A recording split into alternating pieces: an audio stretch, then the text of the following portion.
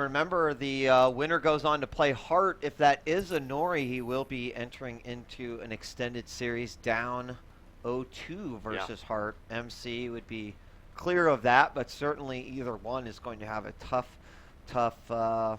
road ahead of him. I mean, Huck was eliminated by Hart as well, so Hart's kind of been, plucking out the hearts of Protoss nerds all weekend long.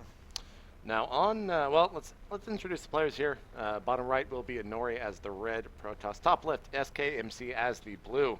But, live on 3, you guys do predictions every week. Yeah. Who are your predictions My this predictions were Symbol to win it. He's still in it. He's still in it, but after Pult playing, I'm a little concerned about my pick. I'm a little upset with myself that I did not put a little bit more faith into Stefano, but I thought his break was going to affect him more, where it seems to, you ever see this happen, where occasionally a player just steps away from the game a little bit, and then suddenly they come back and they're like a monster? That has happened to Stefano. He was basically not practicing for a week. He went, visited some family, had a small little vacation. Yeah, maybe that's what he needed. Maybe Sometimes it is. These guys like stress themselves out. You get in that robotic sort of, way of thinking, and then you just sort of, So to hit on that once more, I've never seen Stefano as, he's not emotional, but he's really showing that he's stressed out, man. Yeah, that he cares in this event. Yeah. After every match, you can see is the camera or the jib cam is over him, and he always either has his head in his hands or sitting there with his eyes closed in like really deep contemplation, regardless of if he lost or won the game. Well, you know what? When I was younger, JP, I used to always ask my dad, like, Dad,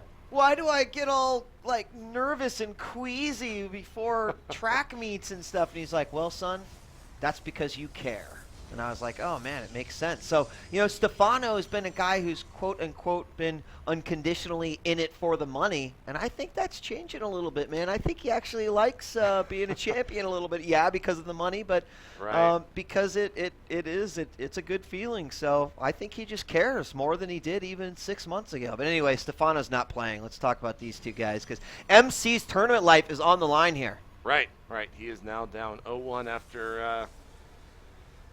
it was a build order loss in game 1, basically. I was going to call it rather a positional type loss. I mean, it wasn't embarrassing at all. It was just it didn't work out for him. But PvP is still sometimes your opponent chooses something aggressive while you're going for something defensive, and with that, if he hits the correct timing, you don't really have anything to defend against it. Especially if you warp in units across the map and the battle goes down right outside your natural.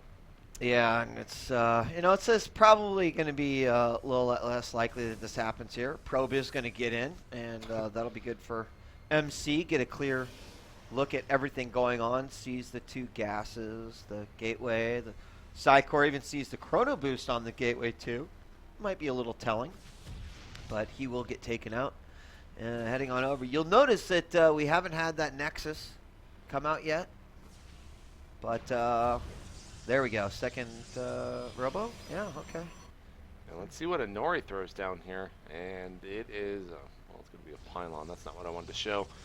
He's getting up to 200 gas. Maybe this is going to be it. And yeah, he's also throwing down a robotics facility. Also pushing across the map here with 2 Stalkers and a Zealot. MC having the same over at his base. Sentry on the way. Yeah. I mean, anytime you're fighting in your base, you do have that home base advantage. Your reinforcements come quicker unless you are Protoss with a supporting pylon. There's a few gateways behind this, and unfortunately, that sentry not necessarily going to be out in time. Good control with that Stalker bringing it back. He should be able to eliminate that Zealot, but he can't. Oh! I got nervous there for a second. I was thinking Inori was going to pop off, or pop up, rather, I should say. And the sentry is going to block behind it, but he missed it there. That could have been a winning force field right there. It really could have, yeah. Taking a bit of HP off that Stalker here. MC is going to be pretty reluctant to go down, especially knowing what he saw just a little while ago and having his own sentries out. Yep, but both players getting an Immortal out, and I'll tell you what, Inori's not going to want to be sticking around the moment that thing pops out. He can just literally send the Immortal down the ramp, and if he gets even one shot off with that Immortal, he should have no problem cleaning up with the remainder of his unit. So, he's kind of getting in position. He's hoping that Inori's going to come up here one more time. Here he might pull it forward. Oh, yeah. He is putting that putting that worm on that hook, dropping into water, seeing that bobber bob a little bit. Don't pull too soon, JP. Don't pull too soon. You might not get the fish. You just got to wait for that perfect moment. I'm glad you added. You might not get the fish there. Here it comes, force field! Oh, yes! He gets one of them. The other one's going to be able to get away, but now MC is going to probably go straight across the map, led by the observer. First time that guy's ever led a fight. Yeah. All right, Army, let's go. He probably has that exact voice, too. That's what I imagine Observer. Whoa, like. he's bringing the Immortal down. Oh, he's got double. Okay. And the Warp Prism is coming out for Inori, but unfortunately he doesn't necessarily want to use these Immortals. He wants to use them as harass potential, and now that the Observer sees everything, he can just bait his time a little bit here. He's going to get that forward pylon. But I think that the Warp Prism has kind of wasted the resources at this moment. I mean, unless he does manage to slip by, and it looks like MC is going to back off a little bit. So, you know, the key here, oh my gosh, did the Observer miss it? Oops, wrong decision. I'm not sure if he saw it. I don't think he did. We could probably tell just by how he positions his army, whether he keeps it at his ramp, or I think he saw it. He's sending the Stalkers down here. There's no other reason for him to do that. He definitely did right there with that pylon. So. Did he lose his observer here in the main? No, it's sitting in the mineral line as Inori is going to be scouting for it. This is going to be huge here. Oh, my gosh. Will he catch? I think he's going to catch it. Oh, he's going to get it. He's going to get it. Oh, my God. What are you doing? Oh, my gosh, no.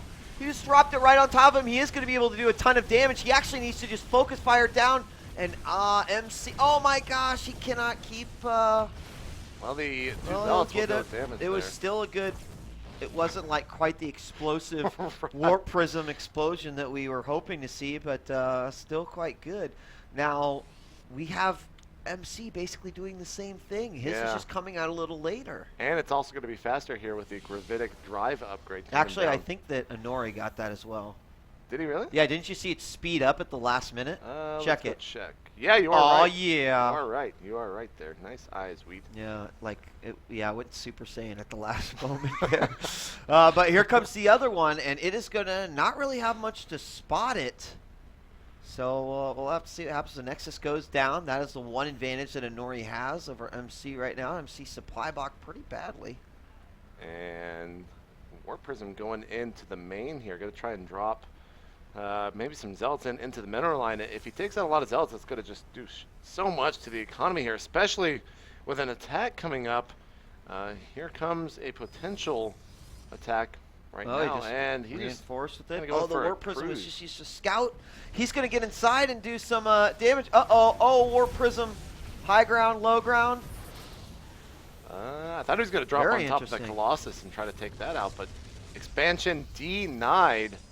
Yeah. And Warp Prism dropping in here. Oh, that's so smart. He uses the Colossus to break the ramp. Positionally, this is so smart for MC.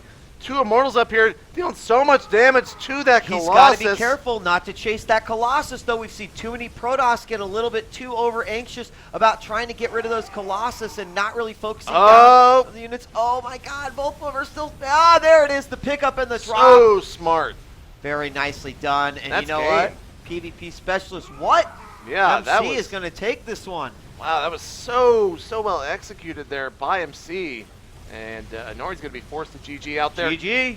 Game at number 2, tying the series up.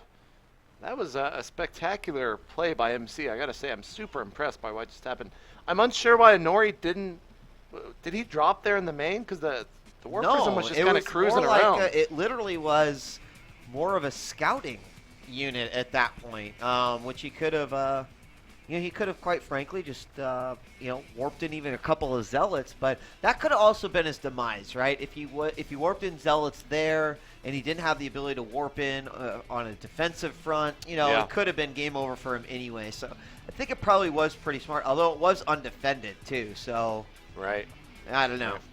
Well, regardless, MC taking game at number 2. Game number 3 is going to be hosted in just a couple seconds as we wait to see what the map is going to be. Doesn't make all that much difference. The one thing you always look out for is how much area does your base have to be blinked into. Sometimes that can really change the strategies that players will use from time to time on those maps.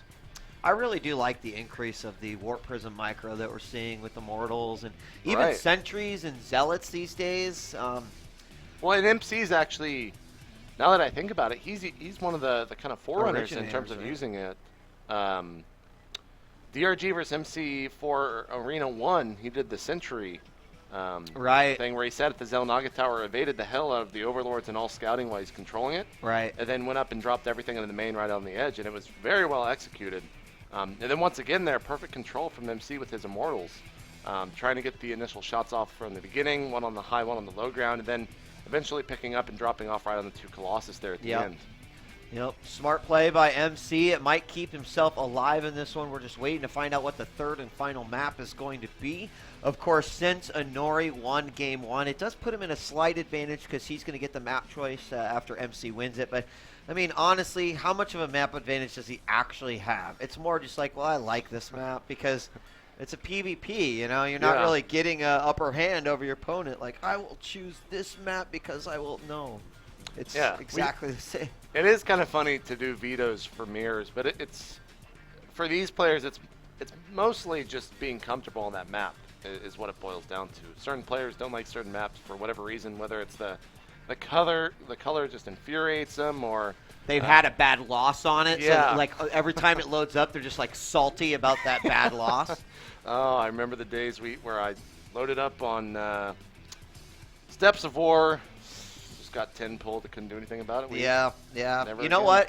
Today I realized, like, I forgot that Tal'Darim Altar was even a map because I've pretty much I've like just veto it now. And today I did a Tal'Darim Altar game. I'm like, wow, we still use this one? I mean, when's the last time you... I haven't actually casted a game with Tal'Darim as far as I can remember. At this event? Yeah. Players are starting to realize that it's not that good of a Not map. that great, no. And I mean, especially for like Zerg, and every Zerg these days wants to take that third base, and they put rocks there. Like, really? What other map has rocks at third base? Like, it is freaking. It is an anti-Zerg map. Yeah, it's an anti-Zerg map, man. There's like no reason. We are going on to Daybreak as a third and final.